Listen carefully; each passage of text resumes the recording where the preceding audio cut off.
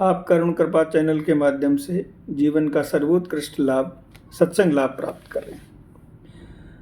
रामकृष्ण वचनामृत से परिच्छेद 39 का शेष भाग। बेलघर से गोविंद मुखोपाध्याय आदि भक्तगण आए हैं। श्री रामकृष्ण जिस दिन उनके मकान पर पधारे थे उस दिन गायक का जागो जागो जननी पर गाना सुनकर समाधिस्थ हुए थे। गोविंद उस गायक को भी लाए हैं। श्री रामकृष्ण गायक को देखकर आनंदित हुए और कहते हैं, तुम कुछ गाना गाओ। गायक इस आशय से गीत गा रहे हैं, दोष किसी का नहीं है। माँ, मैं अपने ही खोदे हुए कुएं के जल से डूबकर मर रहा हूँ। रे यम, मुझे न छूना, मेरी जात बिगड़ गई है। यदि पूछता है कि मेरी जात कैसी बिगड़ी तो सुन, उस सत्यानाशी काली ने मुझे सन्यासी बना दिया है। जागो जागो जननी, कितने ही दिनों से कुलकुंडनी मूलाधार में सो रही है। माँ, अपना काम साधने के लिए मस्तक में चलो, जहाँ पर सहस्त्र दल पद में परम शिव विराजमान है। षट चक्र को भेद कर हे चैतन्य रूपिणी मन के दुख को मिटा दो। श्यामकृष्ण, इस गीत के षट चक्र भेदन की बात है। ईश्वर बाहर भी है, भीतर भी है। वे भीतर मन के अनेक प्रकार की लहरें उत्पन्न कर रहे हैं। षट चक्र का भेद होने पर माया का राज्य छोड़ देना, जीवात्मा परमात्मा के साथ एक हो जाता है। इसी का नाम ईश्वर दर्शन है। माया के रास्ते न छोड़ने पर ईश्वर का दर्शन होता। राम, लक्ष्मण और सीता एक साथ जा रहे हैं। सबसे आगे राम, पीछे सीता और पीछे लक्ष्मण। जिस प्रकार सीता के बीच में रहने से लक्ष्मण राम को नहीं देख सकते, उसी प्रकार माया के रहने से जीव के ईश्वर का दर्शन नहीं कर सकता।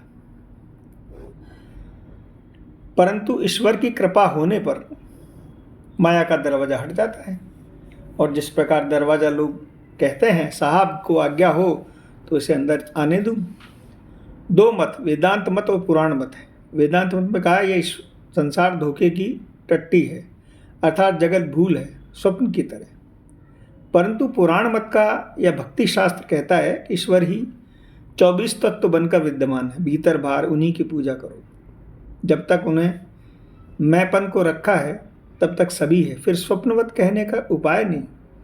नीचे आग लग रही है, इसलिए बर्तन में दाल चावल और आलू उबल रहे हैं, कूद रहे हैं। मानो कह रहा हूँ मैं हूँ, मैं कूद रहा हूँ। ये शरीर मानो बर्तन है, मन बुद्धि जल, इंद्रियों के विषय मानो दाल चावल और आलू है, अहम मानो उनका अभिमान है, और मैं उबल रहा हूँ, ये सच्चिदानंद अग्नि।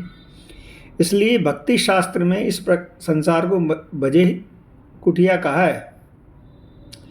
राम प्रसाद के गाने में ये संसार धोखे की टट्टी है, इसलिए एक ने जवाब दिया, ये संसार मजे की कुटिया है। काली का भक्त जीवन मुक्त है और नित्यानंद में है। भक्त देखता है जो ईश्वर है वही माया बने हैं, वही जीव जगत बने हैं। भगत ईश्वर माया जीव जगत सबको एक देखता है। कोई कोई भक्त सभी कुछ राम में देखते हैं, राम ही सब बने हैं। कोई राधा कृष्ण में देखते हैं, कृष्ण ये 24 तत्व बने हुए। जिस प्रकार हरा चश्मा पहनने पर सभी कुछ हरा दिखाई देता है, भक्ति के मत में शक्ति के प्रकाश की न्यूनाधिकता होती है। राम ही सब कुछ बने हैं, परंतु कहीं पर अधिक शक्ति है और कहीं पर कम। अवतार में उनका एक प्रकार का प्रकाश है और जीव के दूसरे प्रकार का।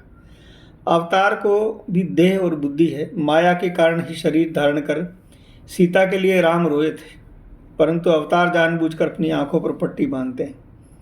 जैसे लड़के चोर चोर खेलते हैं और माँ को पुकारते ही खेल बंद हो जाता है। जीव की बात अलग है। जिस कपड़े में आंखों पर पट्टी बंधी हुई है वह कपड़ा पीछे से 8 गांठों से बड़ी मजबूती से बंधा है। अष्ट पास लज्जा, घृणा, भय, जाति, कुल, शील, शोक, जगुत्सा, निंदा, ये 8 पास है। जब तक गुरु खोल नहीं देते तब तक कुछ नहीं होता। सच्चे भक्त के लक्षण, व्याकुल होकर प्रार्थना करो, हठयोग तथा राजयोग। बेलघर के भक्त, आप हम पर कृपा कीजिए। रामकृष्ण, सभी के जीवन में सब भीतर में विद्यमान है, परंतु गैस कंपनी में अर्जी दो, तुम्हारे घर के साथ संयोग हो जाएगा। परंतु व्याकुल होकर प्रार्थना करनी होगी। कहावत है, 3 प्रकार के प्रेम के आकर्षण एक साथ होने पर ईश्वर का दर्शन होता है। संतान पर माता का प्रेम, और सती स्त्री का स्वामी पर प्रेम, और विषयी जीवों पर विषय का प्रेम। सच्चे भक्त के कुछ लक्षण हैं। वह गुरु का उपदेश सुनकर स्थिर हो जाता है। सपेरे के संगीत को साधारण विस्तर सांप स्थिर होकर सुनता है, परंतु नाग नहीं। और दूसरा लक्षण, सच्चे भक्त की धारणा शक्ति होती है।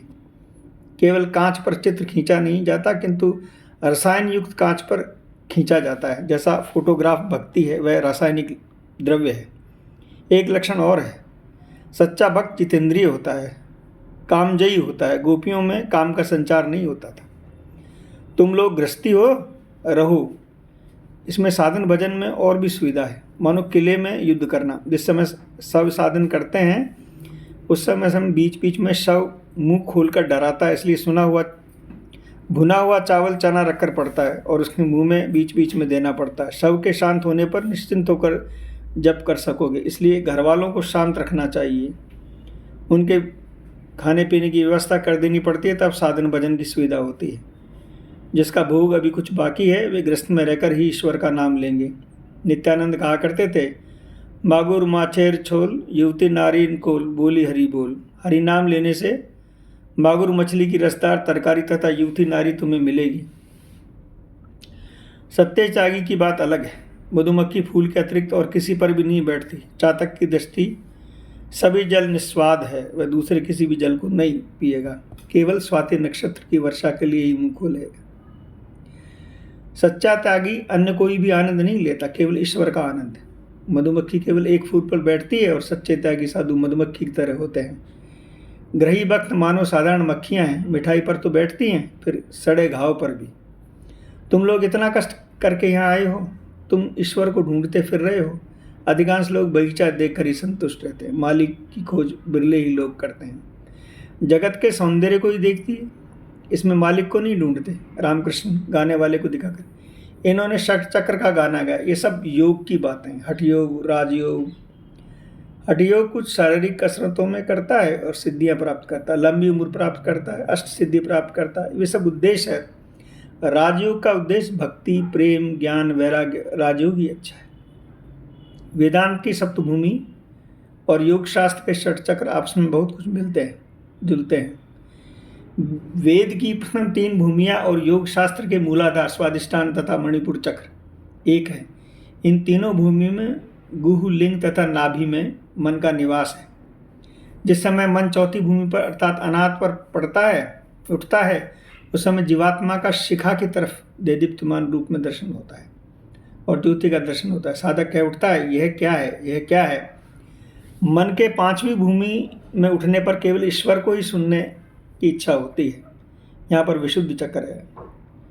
षट भूमि और आज्ञा चक्र एक ही है। वहाँ पर मन जाने से ईश्वर का दर्शन होता है, परंतु वह उसी प्रकार होता है जिस प्रकार लालटेन के भीतर रोशनी रहती है। छू नहीं सकते क्योंकि बीच में कांच है। जनक राजा पंचम भूमि पर ब्रह्म ज्ञान का उपदेश देते थे और वो कभी पंचम भूमि पर, कोई कभी षट भूमि पर रहते थे। षट चक्र के बाद सप्त भूमि है। मन वहाँ जाने पर लीन हो जाता है।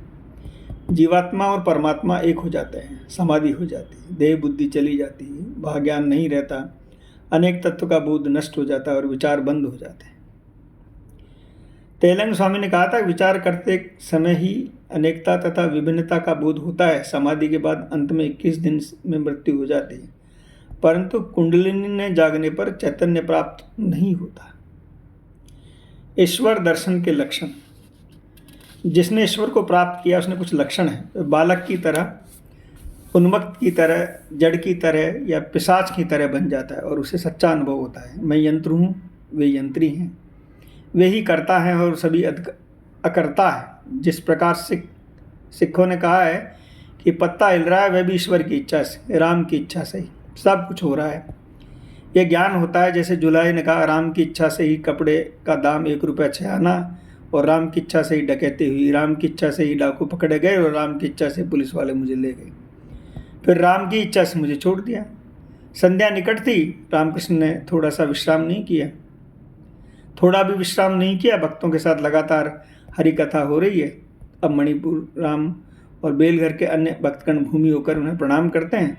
देवताओं में देवालय में देव दर्शन के बाद अपने अपने स्थान को लौटने लगे। जय जय श्री राधे, निताई गौर हरि बोल।